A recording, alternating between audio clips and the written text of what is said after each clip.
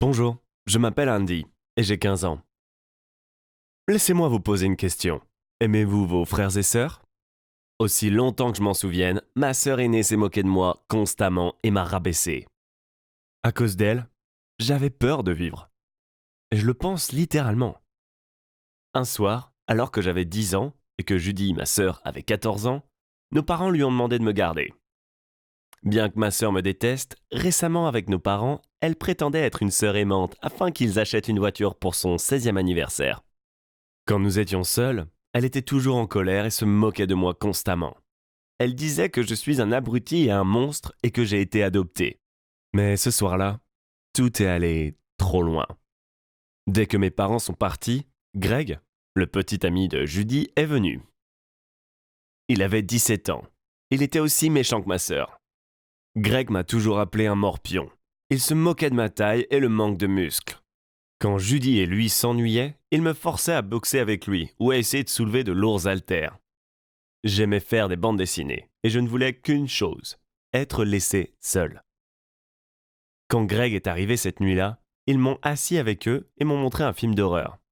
Dans le film, les monstres ont rampé hors des gens à travers leur nombril et les ont déchirés en deux. J'étais terrifié, mais j'étais obligé de m'asseoir et de regarder le film horrible. Judy, voyant que j'étais bouleversé, a ri et a attrapé mon nombril. J'ai un nombril qui ressort un peu, et ma sœur m'a dit qu'un monstre, comme dans le film que nous regardions, vivait en moi. Elle a prétendu avoir vu une larve se glisser dans mon oreille quand j'étais plus jeune, et bientôt un monstre éclatera de mon nombril et me déchirera. Je ne pouvais pas dormir pendant longtemps cette nuit-là, et j'ai donc dessiné les monstres du film jusqu'à ce que je me sois assoupi. Au matin, je me suis réveillé. En baissant les yeux, j'ai vu du sang rouge, comme ce que j'avais dessiné hier soir. J'ai soulevé mon pyjama et il y avait du sang autour de mon nombril. J'ai gelé. J'ai regardé et sous le sang, il y avait quelque chose de noir. Juste comme dans le film. J'ai crié si fort que tous nos voisins ont entendu et maman est arrivée en courant dans ma chambre. J'étais hystérique et je n'arrêtais pas de pleurer et d'essayer d'expliquer le monstre qui sortait de mon nombril. J'essayais de dire à maman que j'allais mourir dès que la chose jaillirait de moi et que j'avais peut-être été adopté. Mais entre les larmes et les hurlements, je ne faisais aucun sens. Finalement, ma mère a soulevé le haut de mon pyjama et jeté un coup d'œil à mon nombril et m'a traîné sous la douche. Je n'allais pas mourir.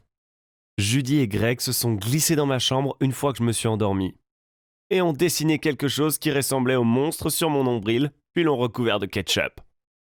Judy a été sévèrement punie et j'ai été envoyé chez un psychologue pour enfants. Je suis allé chez Stella, ma psychologue, 2 fois par semaine. À cause de l'incident avec Judy et Greg et du film, j'ai développé une phobie erratique du nombril. Dès que j'en voyais un, je paniquais, pensant qu'un monstre émergerait et déchirerait la personne en deux. J'avais d'horribles cauchemars et me réveillais régulièrement avec des sueurs froides. Ce qui était pire, c'est que j'ai commencé à remarquer quelque chose. Mon nombril grossissait vraiment. J'étais terrifié. J'en ai parlé à personne. Pas à maman, ni à papa, ni même à Stella. Mon nombril devenait de plus en plus gros et je savais ce qui se passerait une fois qu'il serait devenu trop gros. Le monstre à l'intérieur de moi sortirait et me déchirerait. Finalement, la douleur, qui n'était que mineure au début, s'est aggravée. Désespéré et complètement terrifié, je l'ai dit à ma mère. Elle jeta un coup d'œil et mon nombril devint blanc. Nous étions en ambulance sur le chemin de l'hôpital dans l'heure. À l'hôpital, les médecins ont découvert que je n'avais pas un cas d'estomac en argent, mais plutôt une hernie ombilicale. De plus, je l'avais depuis ma naissance. Cette hernie ombilicale avait eu un effet sur mon enfance. C'était la raison pour laquelle j'étais si faible, pourquoi j'étais si maigre, pourquoi j'étais si dépité. J'avais besoin d'une opération pour enlever la hernie et j'ai été soumis à cela. Mais quand je me suis réveillé, j'ai fait une découverte surprenante. Je n'avais plus de nombril. Il avait été enlevé à cause de ma hernie. La chose dont j'avais le plus peur avait disparu. Mais malgré cela, je faisais toujours des cauchemars et je me sentais toujours mal à l'aise. Judy, agacée d'avoir eu des ennuis, a continué à me tourmenter. Elle m'a constamment dit que le monstre était toujours à l'intérieur de moi, qu'il n'avait pas été enlevé et qu'il allait sortir dans quelques jours. J'avais subi une opération chirurgicale pour enlever une hernie et ma maladie avait été enlevée aussi. Alors pourquoi cela m'a-t-il dérangé ? Parce que je pouvais sentir quelque chose bouger dans mon ventre. Cette fois-ci, je l'ai tout de suite dit à Stella, mais elle pensait que c'était ma phobie qui jouait de ma perception de la réalité. Elle s'est rapidement trompée. Quelques jours après notre séance, j'ai eu de la fièvre. La situation a empiré et ma mère a fini par appeler une ambulance. J'ai été ramené à l'hôpital, mais j'étais terrifié. Où les médecins vont trouver le monstre dans mon estomac ? Allais-je être déchiré ? Pas tout à fait, mais les médecins ont trouvé quelque chose. Au cours de mon opération, un morceau de coton s'était cassé à l'intérieur de moi, ce que aucun médecin n'avait remarqué. Cette laine reposait en moi, absorbait le liquide et se déplaçait, parce que c'était près de l'endroit où j'avais été opéré. La peau était sensible et donc je ressentais beaucoup de douleur en brossant le tissu.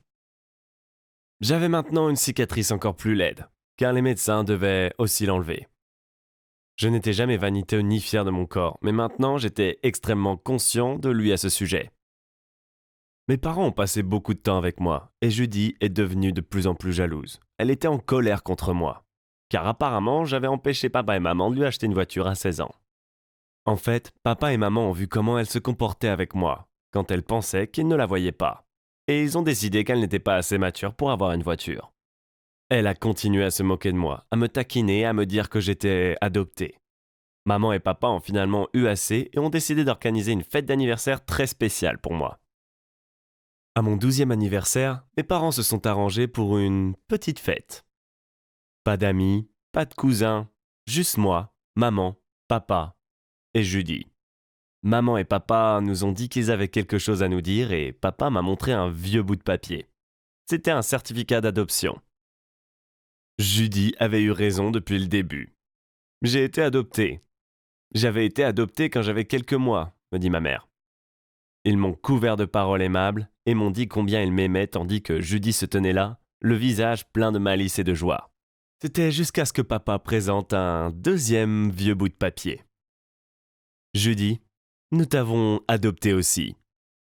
Andrew et toi êtes frères et sœurs biologiques. Nous vous aimons tous les deux également. La vérité était que nos parents ne pouvaient pas avoir d'enfants. Ils avaient décidé d'adopter un bébé d'un orphelinat, c'est-à-dire moi. Mais ils ont appris que j'avais une sœur aînée et ils ne voulaient pas nous séparer, alors ils nous ont accueillis tous les deux.